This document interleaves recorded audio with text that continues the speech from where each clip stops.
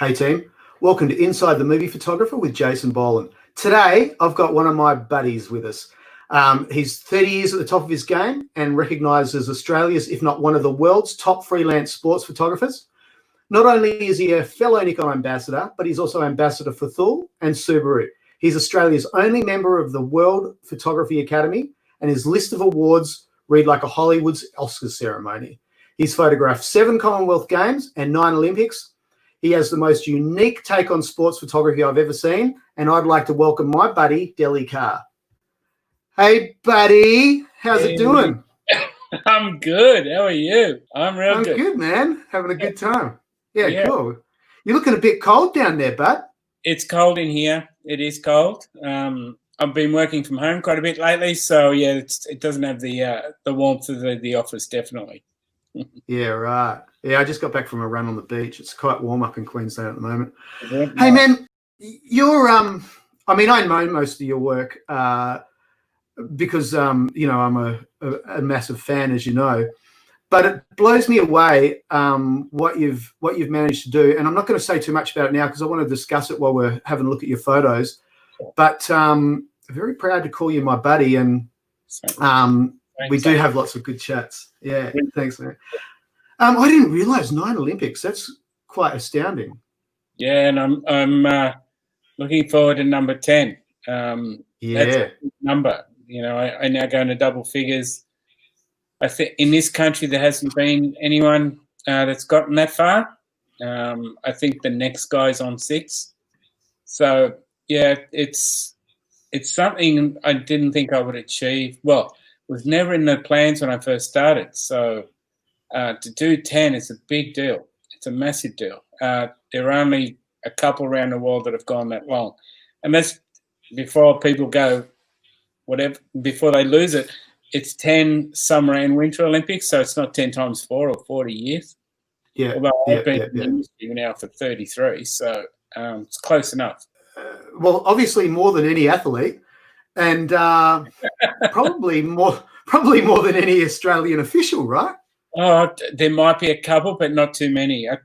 It'll be an elite club, to be honest. It's a nice thing, and I still reckon I've got a couple more up my sleeve after that. So I'm going for a dirty dozen, definitely. Oh, absolutely. I was saying that the other day to a whole bunch that, you know, as we get older in photography, that we get comfortable with our style and what we shoot, but it's all about the refinement from that point on. And I think that there's a lot to be said. There's longevity in photography with age, and some of the best, if not the best, sail well into their 60s and 70s.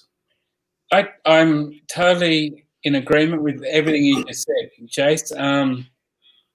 I thought I was a good photographer at the start. I looked at my pictures from early on, and they were good, but they weren't great. I thought sports photography is all about shooting from here to here, but there was no creativity involved. So I reckon my best work is the last 5 or 6 years, definitely. And then people say, when are you putting out the book? And my book won't be until I finally retire. It's because I still feel that I have good stuff coming up, you know, and it's refinement. It's looking at what's worked and what hasn't worked and what turns people on. There's a whole lot of stuff going on. And your mind matures. Your mind starts to see things that you never thought originally on. So I look at my early stuff, I reckon I sucked. I don't know how I got away with it. You know, how I kept some of the clients, I don't know. But I look back now on all my work and I go back and I say, well, I've got some history. The content is there. It's athletes that were part of Australian history and events that were part of Australian history. So the value is more about the content than about the actual work. But my last few years, it's about my work. Definitely. Yeah. Because, I mean, with what you do, it's like archival as well. You know, I was talking to Moose Peterson last week, and he was saying that 7 animals that he has photographed now are extinct. And, you know, it's not dissimilar to sports stars, is that, you know, they have a lifespan and then that's it. You're never going to photograph that again, or that record can stand forever, you know. So it's quite a responsibility you've got to document this history. It has, and although not all the athletes are extinct, but some have passed on. But in saying that, you've recorded a part of their life. With most athletes, they're in their 20s.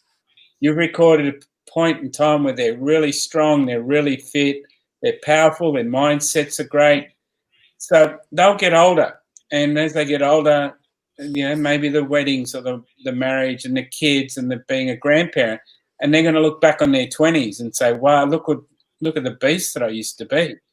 I'd love to have photos of me from my 20s, and, you know, I had no grey hair and a lot thinner and a lot more active. So, but yeah, I've documented a point in their life where, you know, it'd be hard for them to repeat when they're 10 years older, 20 years older than that.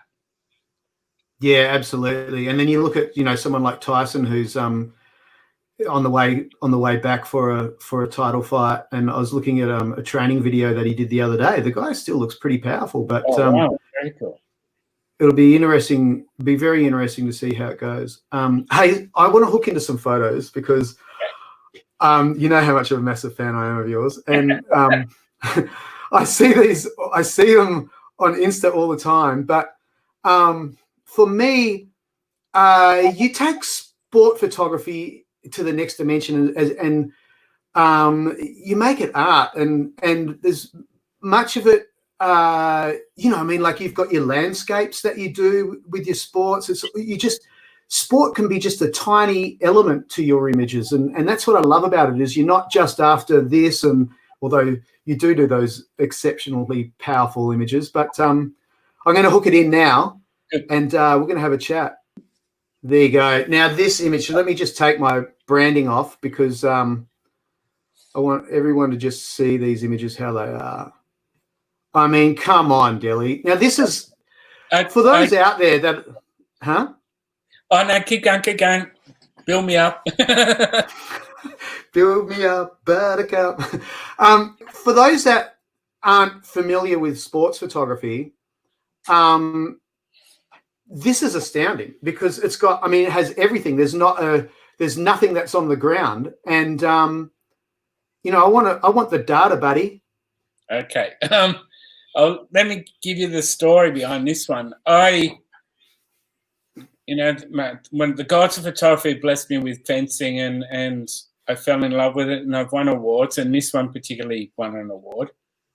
The Olympics before that, I'd won best photo of the Sydney 2000 Olympic Games with a fencing picture, which up until then I'd never shot fencing, and I only shot 10 minutes of that match, and I jagged a nice picture.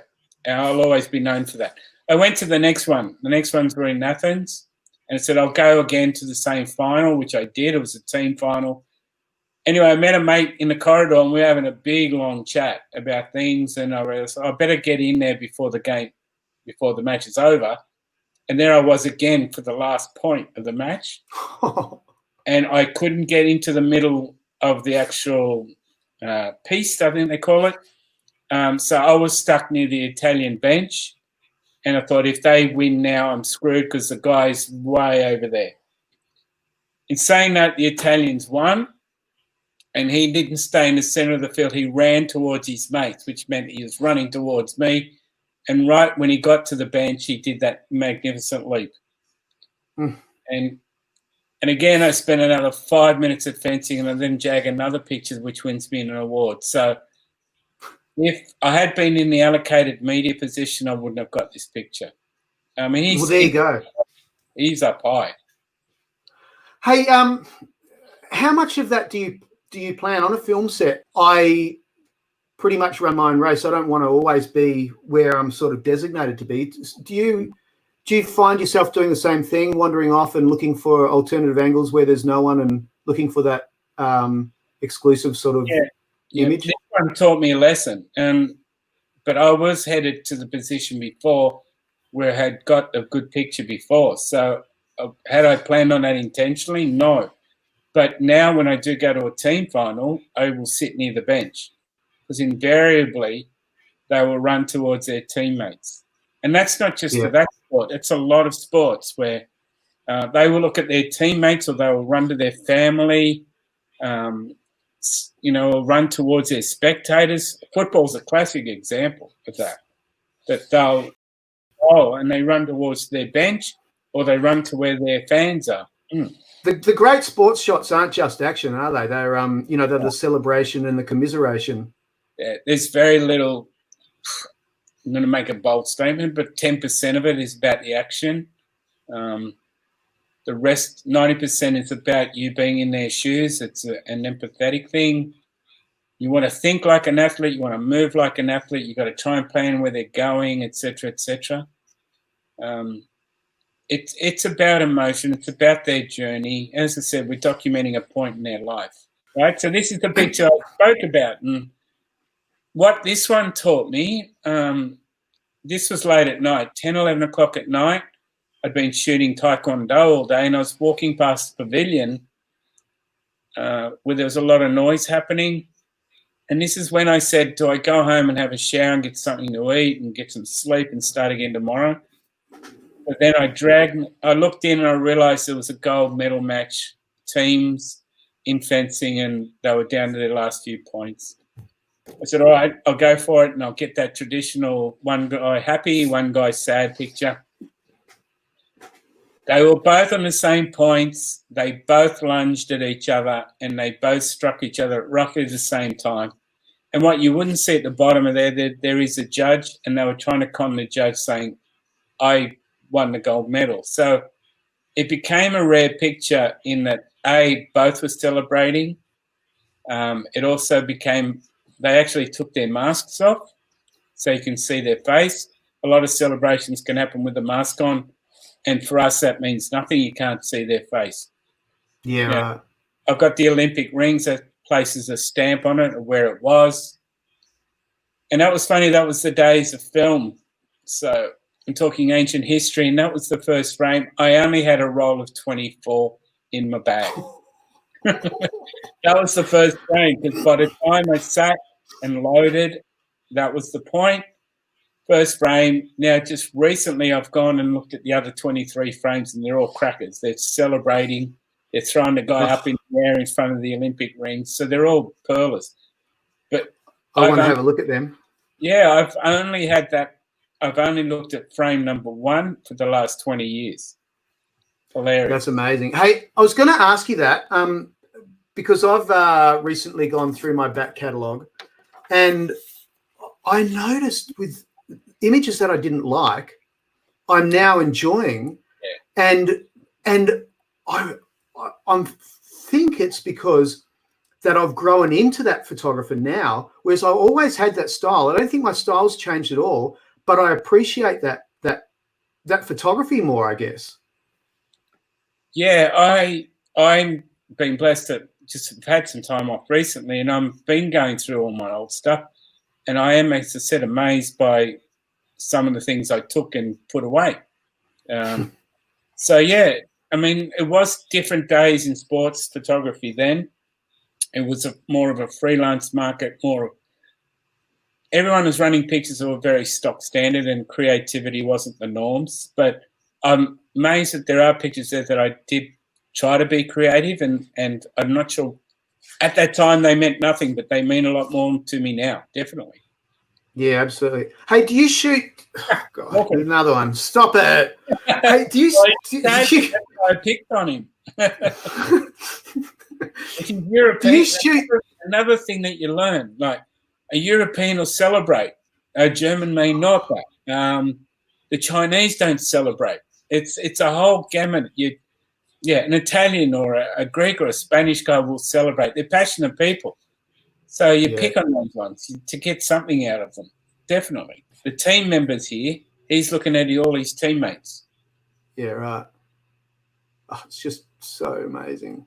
And he's throwing the helmet off again. They black out the whole backgrounds and just the spotlights are on where the athletes actually compete. So for a photographer, they've made it so much easier. I mean, because you're commissioned by a lot of sports bodies and companies to do their photography. do you shoot safe first, or have you just got and then get your creativity out, or do you just in your head you just do whatever you want because you're hired to be Delly Carr? Yeah, again, and Jake, it's probably the same for you, but people are hiring you because of you're Jasin, or they're hiring me because I'm Delly. Mm-hmm. It's something that obviously with experience and time, people begin to trust you and trust your work. And I'm being employed for my creativity. Usually there's a brief. And once you knock off the quick, easy stuff of one action shot of every athlete or whatever the case may be, then you're allowed to roam free and do what you want. So Right. the reason for that is the images, the creative stuff they can use for marketing reports, for sponsorship, proposals, for posters for the next event. You know, for social media now, I mean, a good, sexy image is what's going to grab people's attention. That's what they want me to do. I've been employed by a few, and they've called me a storyteller. You know, and I'm blessed to now be at that point in my career where I can go to an event and just do as I wish. But yeah, that they will have the stock standard stuff, and once you've knocked that off, you go. Yeah, I mean, you are a true storyteller, and that's what that's another thing I love about your work. And plus, your blogs, your Olympic blogs, are legendary. And I think they're on your webpage, right? Your back catalogue. So Yes, in the about section downstairs, I'm going to throw that up, and anyone can go and read them. They're really quite funny.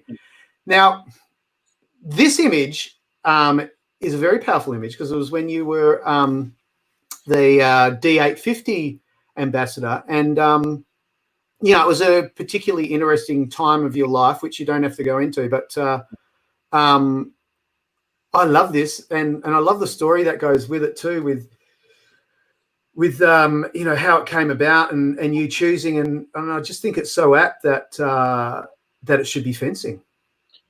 Yeah, I was blessed. Nikon gave me a brief saying you can do what you want. It pretty much, or shoot what you want where you want.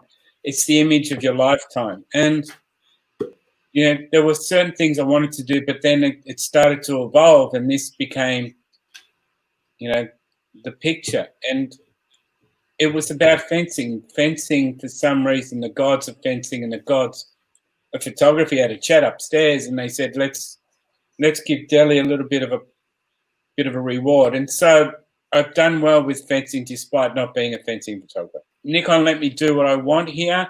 We ended up choosing fencing, and we ended up choosing Athens, where in Greece, the land of the Olympics. And there was one extra thing that I did like, and I did like the Rocky movies, and I think the end of Rocky 2 or Rocky 3, where Apollo and Rocky said, well, let's have a real boxing match in a gym, no media, no spectators, and we'll see who the best fighter is. And that's how this evolved. Two of the best fencers in Greece did a little battle for me in a disused warehouse. That's so cool. Yeah, thank you. And this D850, I mean, that image is almost as it came out of the camera. So, I was playing with the camera for a little bit before then. As you mentioned, I was sick before that, but when I finally used it properly, I realized just how good a camera that the Nikon D850 was. I've got to say, I think that the Nikon D850 is probably the best DSLR ever made by anyone. Yeah, I'm going to say yes on that as well. It's stunning. Yeah, it really is. And I'm using the mirrorless at the moment, the Z6 mainly. You're not using the mirrorless yet. It's not really part of your workflow, right? It isn't, no. Nikon gave it to me and said, let's see how you go with it, and are you keen on it? And I did use it. I tried it. I don't think it's the camera built for a sports photographer for various reasons. For other people like yourself, you're all in love with it. But for me, it's not quite right. That's why Nikon have just made the D6. It's for people like me that use it. It's my camera. It's a machine. It's a beast. It is a beast, and the D6 is quite something else. I mean, like I've found it every progression from the D4 to the D5, the 5 to the D6 has that and a little bit more. I mean, to be able to get an extra stop and more out of it is something, you know, our lives are governed by shutter speed a lot of the time, although, you know, we both like shooting slow shutters. I mean, there's times where we really have to ramp it up, and, you know, we're throwing cameras around. So, you know, that extra, I shot this scene last week, right? 6400 ISO at night. The sun was down for 15 minutes, and the 6400 ISO, the sky was black. Now, you know, you don't get it. No, you don't. It is, you're right. That one, it sounds like one stop, but one stop in your world and in my world means so much. You know, one stop, make or break factor in many pictures. Absolutely. And it's, you know, the people who need this camera need this camera. There's absolutely no denying it. Right. Exactly right. I don't need mirrorless. There's nothing wrong with it, but I don't need mirrorless. I need a D6, and I've got the D6. And I'm going to say it's like a tank, but in a good way. It's just a monster. It's like a beast. It's the D850 is still my favorite for some reasons, but the D6 is exactly what my workflow is all about, and for me to create pictures. Sure. Well, what you're saying about being a beast is it's got purchase. So when you're moving with it, you can, you know, well, I've got one right here. I mean, when you're moving with it, you can feel it. And, you know, it's not, you're able to pull it up slowly as opposed to, you know, whipping it around, I guess. But, and what about the autofocus? How have you found that? Yeah, it's stunning.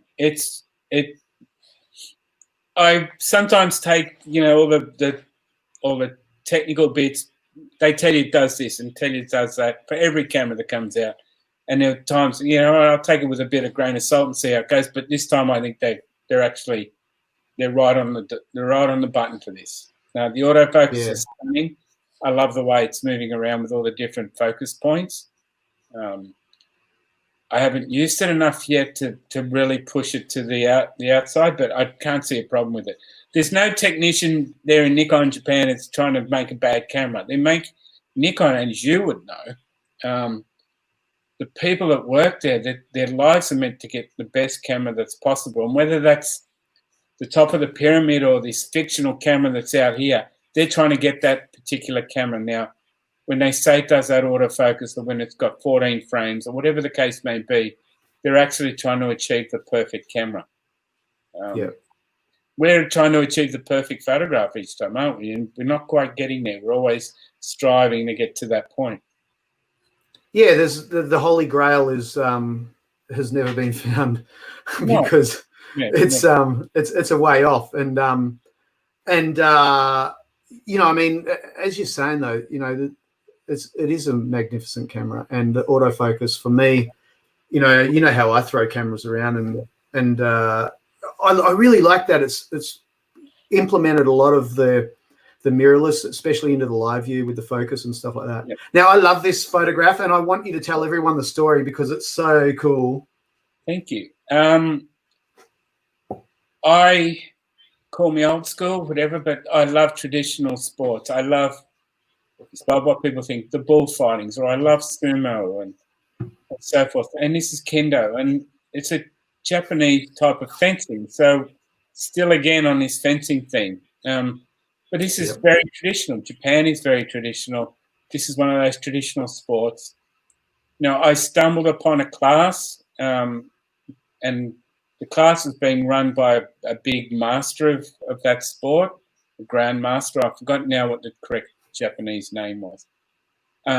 Asked a couple of people, and they allowed me to come back the next night. And I had to do all the right things with shoes and be in the right spots and whatever. So this was me talking about a traditional sport in Japan outside of sumo. You know, you can't, the lady in that you can see in that picture, she's around 80 years old. So, yeah, but has continued to do it since she was a young child. So it's me, it's just me being the traditional old school person that I am. I love to shoot. And it's great. I was in a gymnasium again, no media position, no media passes. Can do what I wanted, to shoot it as I wanted, no briefs. So it's one of those special ones. And that was just me asking someone if I could come back the next night. Yeah, absolutely. Hey, did a love of sports or a love of photography come first for you? Which one? I would say love of photography, but Right. not by much. First camera was when I was 7. All right. Dad and Mum bought me the Diana F, which is now the artistic camera for all those guys who like the imperfections. But yes, Diana F, I still have it. I still have the box. It's got a price tag from Woolworths for 99 cents on it. So, but not long after that, I got into footy to rugby league, and that's when my love of sport started as well. And I mean, were you good at sport, or do you think that photography kept you close to it, so to speak? Yeah, but what happened was in high school, that's when you're playing the sports. I ended up with braces to correct my teeth, and so all the contact sports, the rugby leagues and that, I couldn't play them. Wasn't allowed to by the principal, so I was relegated to only playing tennis, which I didn't like. So the way I wanted to be around my old buddies at school and all my rugby league mates and to watch rugby league was to con the principal into taking photos for the school newsletter of all the sports, which he was pleased because he was a big sports nut himself. And that's where everything happened all of a sudden. So I realised then and there that was in my blood. I wish I still had them, but I remember as a kid too cutting out all the great sports photos from the newspapers and putting them in scrapbooks. Oh, so, that's cool. Yeah, it was always there. I wish I still had them, damn it. I know, right? Yeah, they went to the paper recycling depot in the sky at some point in my life. But yeah, I remember doing that, particularly league. As I said, I used to love my league. I did the school paper as well. Okay. The year I did it, it was the worst ever though, because we used to go into the. I became a legend at school because I'd do a second print and I'd sell it off to my mates for 15 cents each.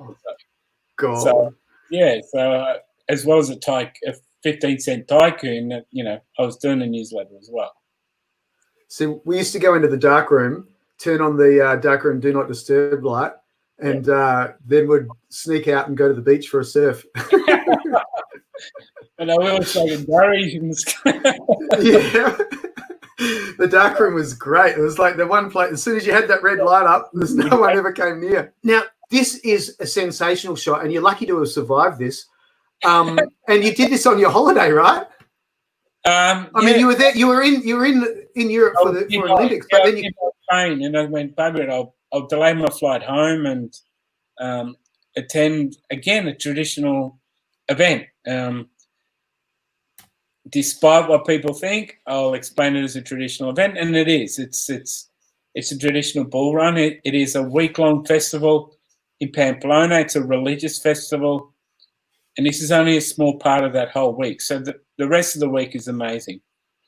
So I decided to stay. I found accommodation. I was there for a week. I managed to lie and get a media pass. But again, it was something traditional I wanted to shoot. My first few bull runs, I think there were 7 in a total. I played it safe and I got nothing, and I decided to go bold. And that was lying down on the ground underneath a fence as the bulls came around that bend. Which hoof hit you? What? Didn't one of the hoofs? No, not this bloke. It was 2 bulls behind. Oh. So wow. It was funny because it had drizzled with rain that night, and I went, great. When they come around that one and only bend, there might be a collision or there might be a fall. And this guy in pictures slipped, but he had a bit of a hop to try and get back up, which makes this picture, because we can now see, the people running, which is the most important part of this picture. All the other pictures, the bull is in front. I mean, you can't see their faces. You can't see the terror, the fright. Now, the ball behind this guy did slip and fell in the middle there of that picture. And there was a bull behind who had to avoid the fallen bull, who then came towards this side of the camera, towards the fence. Now, that fence I was under didn't really protect me, only because it was a gate and there was a bit of give. The bull actually hits the gate, which then pulls the gate back over my shoulders, and my head and my camera is now exposed. And his back hoof takes out my camera, or takes out the front lens. So I lost the 24mm that day with the back hoof of the camera, the back hoof of the bull. So I had a big giggle about it, and I thought it was funny. I thought I was, ballsy. But then an hour or so later at a coffee shop with some friends, I realised if that hoof had come that little bit closer, I would have been in a Spanish hospital somewhere. So recovering from a broken nose and such. It's a nice tale, but it could have been a lot worse, I guess. I've got a big screen here, which is why I keep looking up, and it's so cool. You've just got, it's got everything, and all the people looking down from the balconies, and as much as what the runners think they're brave, there's not too many that look brave. But I showed this photo. Well, I showed a few photos to some friends who live in Spain, and they went, "No, this other one's not good. This other one's not good. This is the one that's good." And I said, "Why? I've chopped the bull's head off." And they go, "No, because the bulls are there, but it's all about the runners." Yeah, that's something I've learned. I said, "Whoa, that to the Spanish, this is not about the bulls. To the Spanish, it's about the runners themselves." So that's why this one got so much play. But I mean, that bull looks imposing. The muscle tone on it and everything else, and it's black and it's big. It just works. It's a great image of survival. Yeah, I really love it. Thank you. Come on, this. I mean, this is perfect. Who is it is that Italy in the grey next to Phelps here? South African guy, Leclos. Yeah. He was slagging Phelps in the lead up to this particular race. So this was a big rivalry, and it was quite interesting. But he was slagging, and then there's Olympic footage of them in the waiting room before they go out onto the pool, where they're really staring at each other, and they're enemies. Yeah. I was there to shoot the great Phelps. It's nice to have an image of one of the great Olympians in your folio. Now, I didn't see this photo until 3 years later. I didn't know that he had actually turned to see Phelps run him down. So the South African was in the lead the whole time until the very last lap, and then Phelps put on the afterburners. And this guy's had a look and he's gone, "Oh my God, Phelps has just passed me." So it was a big. I'm not sure that's what he's saying. He's definitely saying he's passed me.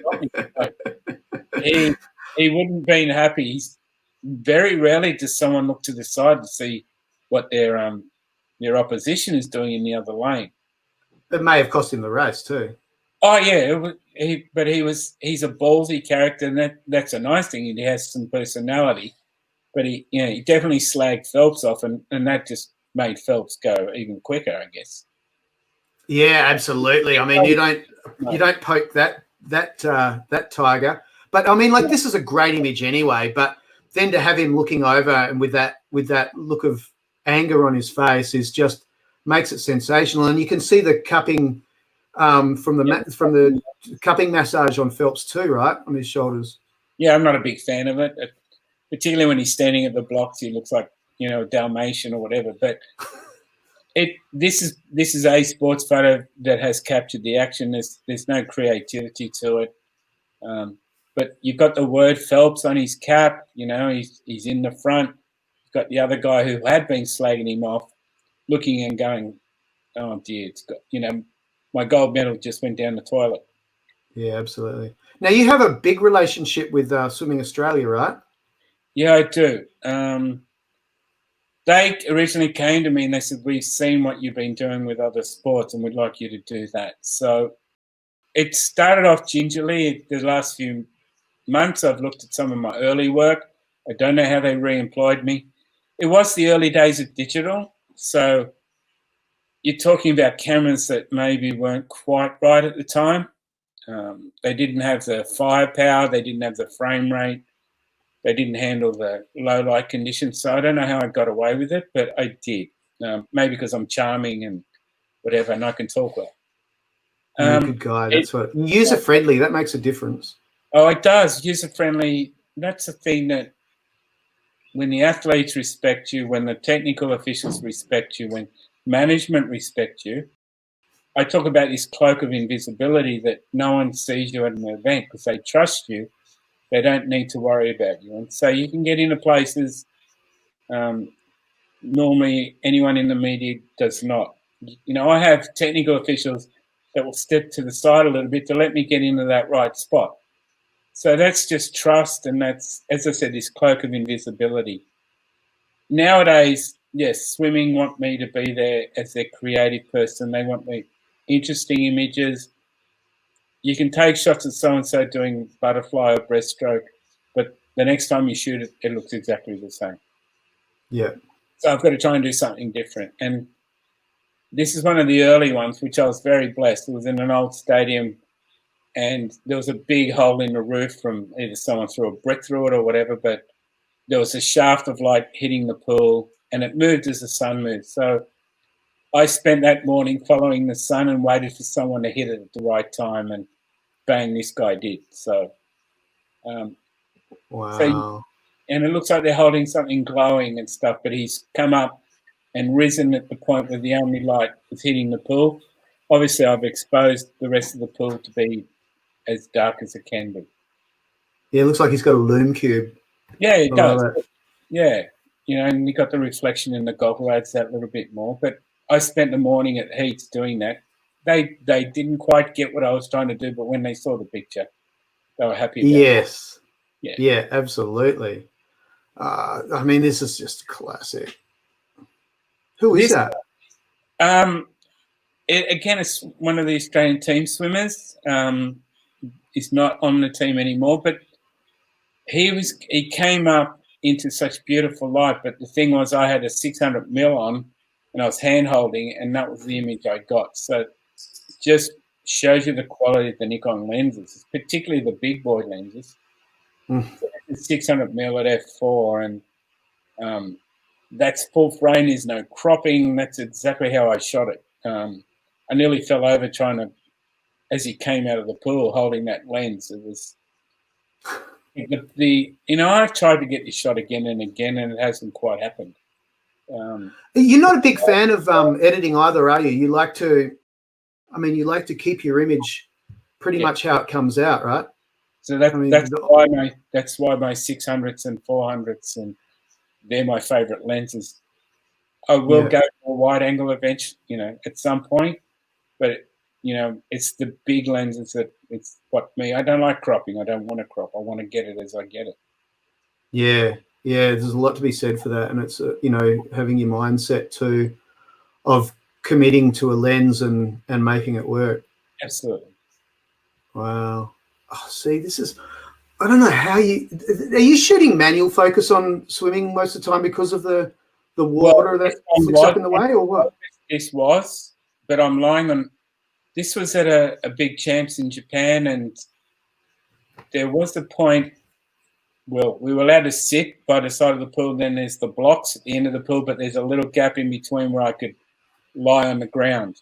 And I'm actually lying on the ground here, so I'm pretty much at the same level as the water. And this is an angle I'd never seen before, and I now try to use it and replicate it. So it's a stunning angle because of the splash. And yes, it was manually focused. This when I knew roughly where he would come back up. And he did. He came in, and that big splash in front of him is the next lane closer towards me, and that's the back feet splashing it up high. So it works. Ah, right. Yeah, it's not his splash. It's the splash of someone else. I mean, how blessed shooting sports have water, and water is so unpredictable. So unpredictable. I love liquid, snow, water, anything like that, slow shutter, and it's just like punches it out. But, I mean, just your framing and stuff. I mean, like you really, it's storytelling, I mean, it's just, It's just beautiful, and it gives you something to look around a sports image too, and to feel part of it, as opposed to, just bang, which a lot of people can do. Hey, do you have any, what sort of, you have any tips for anyone with their sports photography? Yeah, I do, and I guess you've got it. Well, I think it's photography in general, Jace. Learn what you're shooting, learn all about it, like be empathetic about it, understand it really well. Again, this image here is the trust that this is the training before they went to the Olympics, and they were pushing their bodies to exhaustion. They were being dragged out of pools. And I'm allowed to go in there, not in their face, but I'm allowed to get close. And I'm at this training camp, and I'm watching the Olympic machine happening. I'm watching them being pushed. I'm watching athletes being dragged out because they want a piece of metal about this big that hangs around their neck. So it's something that people don't know. This is a closed session. I'm the only one allowed in there. You've got to learn how water behaves, or try to learn what water behaves. You learn how light behaves. But sport in general is you've got to know the sport, you've got to know what's happening, and try and be part of that whole scene without being intrusive. It's a great privilege, isn't it, to watch this live? Oh, this was the most amazing week of my life. I now struck a relationship where they allowed me this is in Alabama, and the training camp before we went to Rio. And to watch the Olympic machine, it's amazing. Such a fascinating world, the Olympics. Oh. Despite the commercialism and everything else, it's such a fascinating world, and fascinating for what the athletes will do to get to that point, to hang, a medal around their neck. Yeah, I'm totally in awe. Totally in awe. And yeah, it's being in awe makes me love it so much. I've seen things, and I've understood things, and I've talked to athletes, and I such a fascinating world. It's really making me, we've known each other for a long time, and over many liters of liquid. And I have to say that I've never realized how similar our jobs were. Oh, we are, mate. And you have such a passion for what you do. You can tell by everything you do and how you shoot it, and the way you display your images and create your images. You definitely have a magic eye when it comes to that, but you're passionate about what you're shooting. I mean, if someone asked me to shoot a wedding next week, or you to shoot a wedding next week, I'd suck. It's not what I love. It's not. I'd say call Marcus Bell. Yeah, call Marcus, call Rocco. Those guys know what they're doing, and they love it. They thoroughly enjoy it. I love sport. I love athletes. I love the whole machine. I love that whole thing about it. Yeah, you can see. It really comes out that you're taking the audience inside it, and making them part of the event, as opposed to looking at a photograph going, oh well, he won. It's like you really you engage people. I love this shot. I love this shot so much. I hope Kate's not like this. She again agreed. She'd won so many medals here at Pampax, and she said, I'll only do a shot with all my medals for Delly. So that's, again, that trust factor. Mm-hmm. And this was the point where she's trying to put them on, and it was quite cumbersome, I think 6 medals or whatever. And, yeah, it's my favourite picture, as opposed to the standard media one of her holding the 6 medals and with a big cheesy smile. She's a stunning athlete. She's one of my favourites, and I can't seem to take a bad photo of Kate. She's an expressive, wonderful being, and as well as being a great athlete, but I'm trying to show her personality here. She's comical, she's calm, there's a whole lot of things going on. So that's what this picture's about. It's about Kate, the person, as opposed to Kate, the athlete.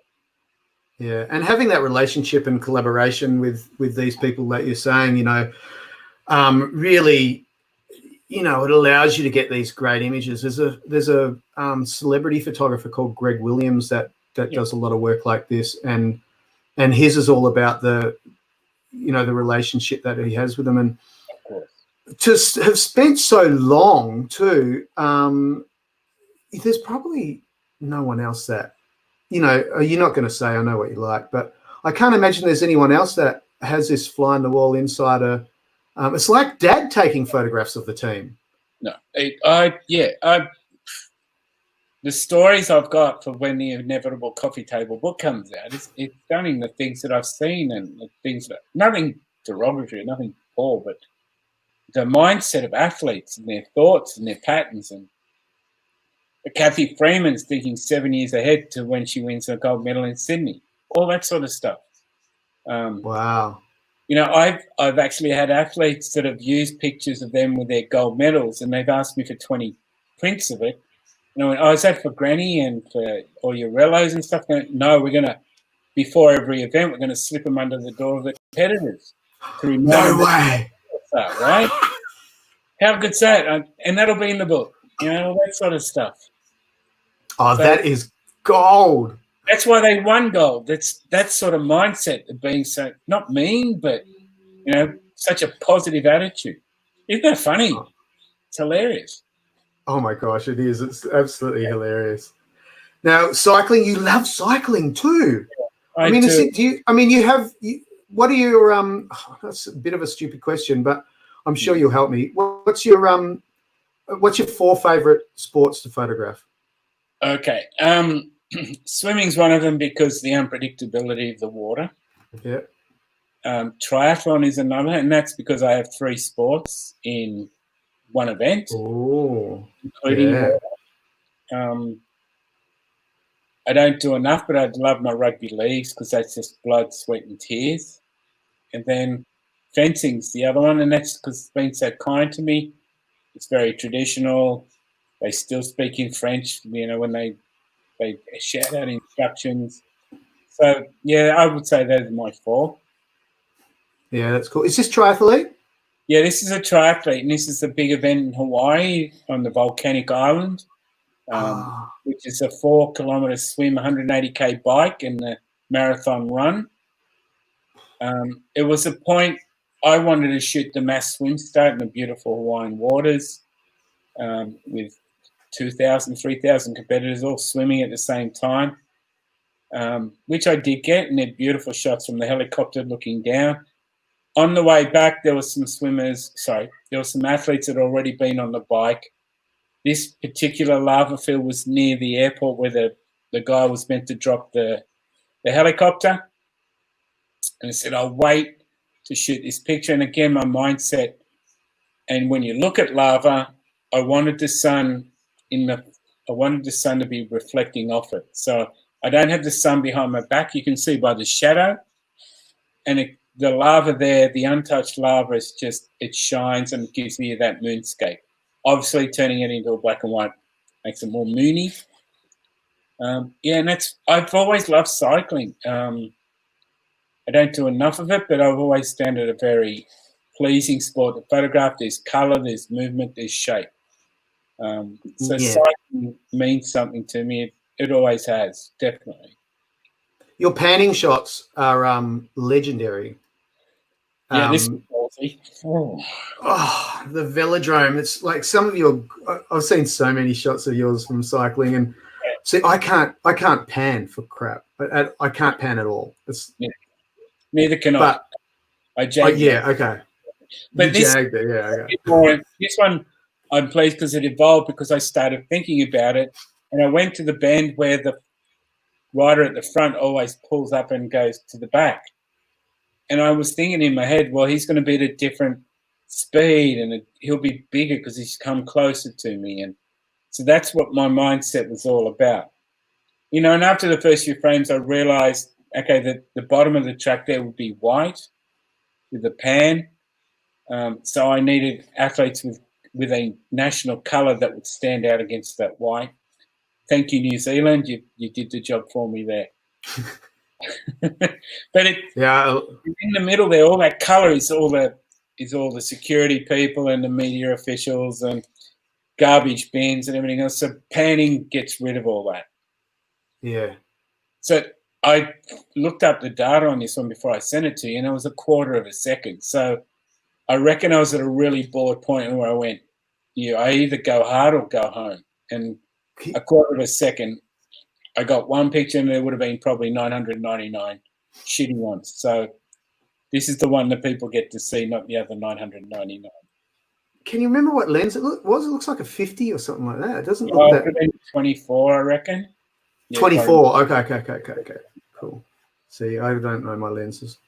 Just a bit more of the track in there, I guess. Well, team, that was part 1 with Delly Carr. Hope you enjoyed that. I told you, he's one hell of a sports photographer and a damn good guy too. So if you could do me a favor, do the subscribe and the bell so you get notified for part 2. And have a great day. Cheers.